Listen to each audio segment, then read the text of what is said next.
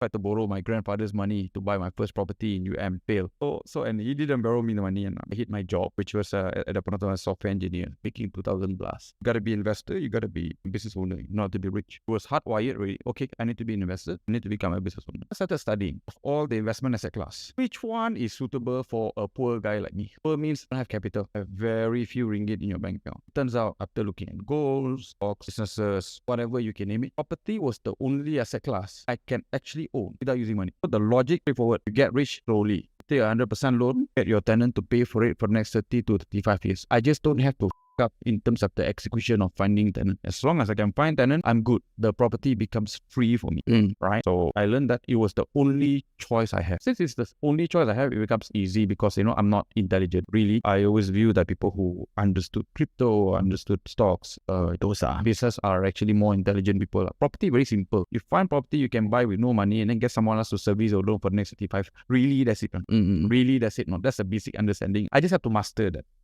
So I like simple things. So therefore, I begin to pursue this knowledge. I begin to interview people with 3, 5, 10 property. Then I found out how they do zero down deal, etc. So I didn't pick property because I felt it was the best investment class.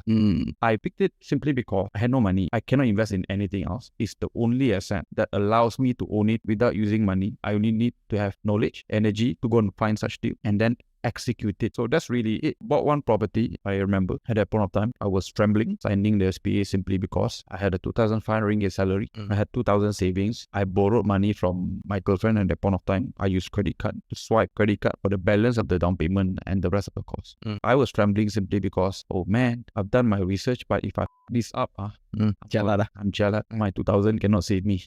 And I nearly lost the deal simply because the owner that I bought the property from, distressed, had a heart attack. Could have died halfway. And the property could have gone into a estate planning. Frozen. So, frozen for many years, right? That's one. The second thing was that the offer was accepted by the wife, who at that point of time critically panicked. If the husband recovered, he might reject my offer too. So there was a lot of things that could have gone wrong. It didn't. I got lucky. First day went well. I had keys before the property was transferred to me. I was able to rent it out for positive cash flow and don't have to pay any installment. My first deal. Once the deal is completed, I get 30,000 back. So I did my first really beli property tanpa modal and zero down deal, and I get 30,000, and I used that capital to roll for my second property.